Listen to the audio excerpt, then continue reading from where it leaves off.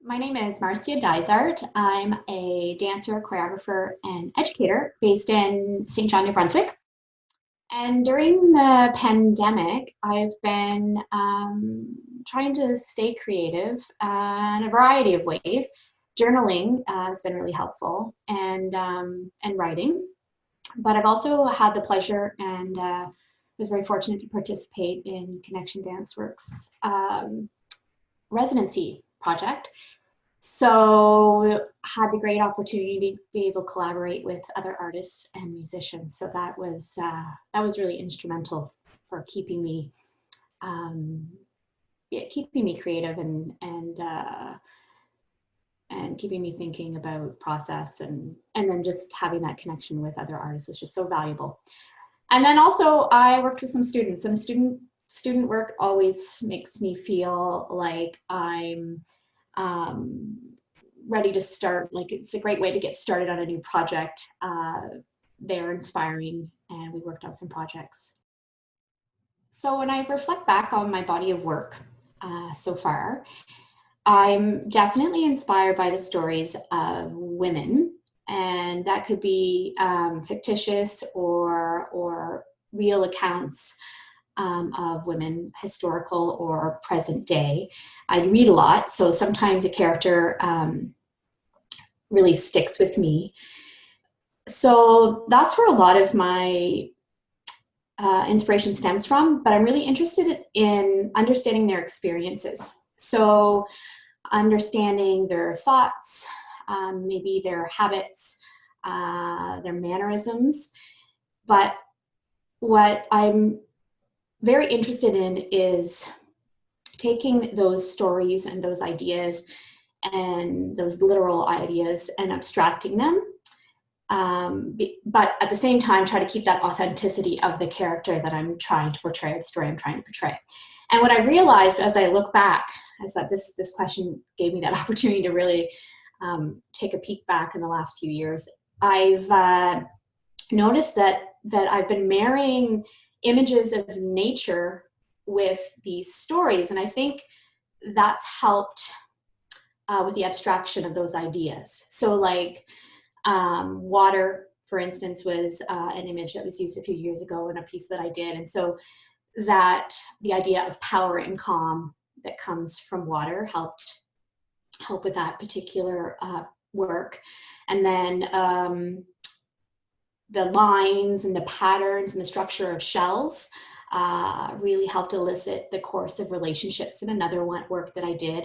And then in this most recent one, the fern basically took center stage. I've always been really fascinated by ferns. I don't know why, since I was a child. And then I started to dig in, do some research, and there's some really interesting folklore of the power of invisibility that the fern had.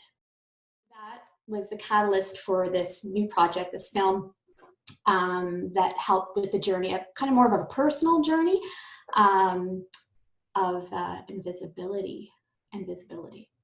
So that's what I'm inspired by. As far as what influences me in a process, definitely influenced by the people that I collaborate with. I think it's super, well, it's important to hear somebody else's interpretation of an idea I have, because sometimes my ideas are kind of loose, and I know that there's something more, but sometimes that's hard to like peel back the layers and figure out what that is. And working with someone and seeing and hearing their interpretation of it helps peel back those layers and dig a little deeper, and helps me find the clarity that I was searching for. And sometimes it's just something we say, it's a word or it's an action or anything.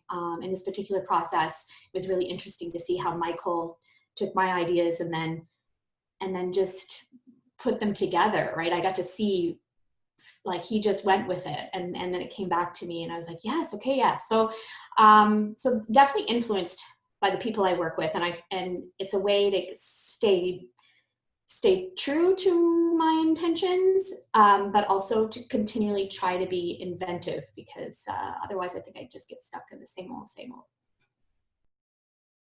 First off, I want to say that when I grow up, I want to be a film director. That's my new, and I think that's partly due to, when I watch film and movies and cinematography, I see the choreography within it. Like it's just one big piece of choreography, and it's fascinating to me, and I like to imagine how it's being shot. Now, that being said, I know very little about film, next to nothing.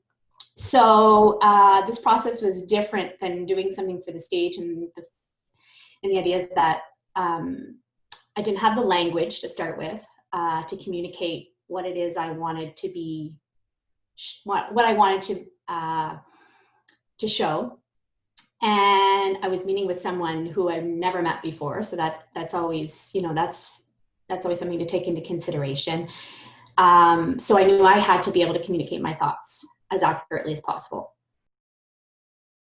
In a studio setting, preparing for stage, I would go in and just like have a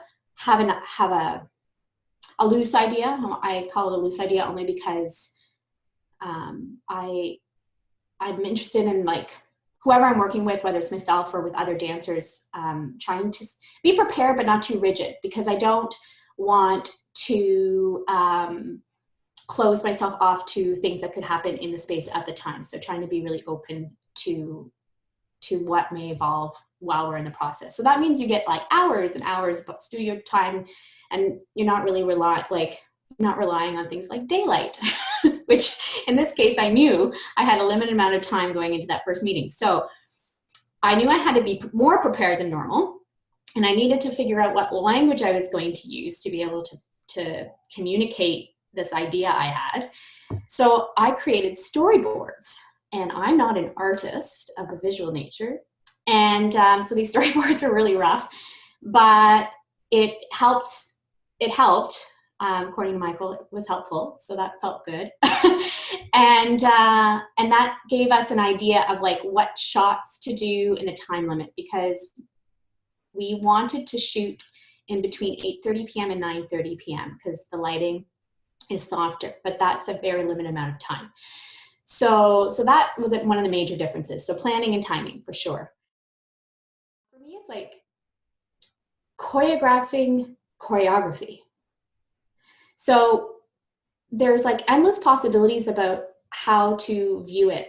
In an audience for stage, or like audience members are looking at it front on, and that's pretty, unless you're like in a round or in a different theater setting, but generally it's like front on. With film, like I could choose if I just wanted a hand in the shot, or just, or not me at all for that matter, and different angles and close-ups. So from a viewing perspective, that was really exciting. I was really fortunate to have the opportunity to work with Michael Mohan. And we shot in two spots. The first time in Irving Nature Park, did some hunting for some of the backdrops and scenery that I wanted for the film.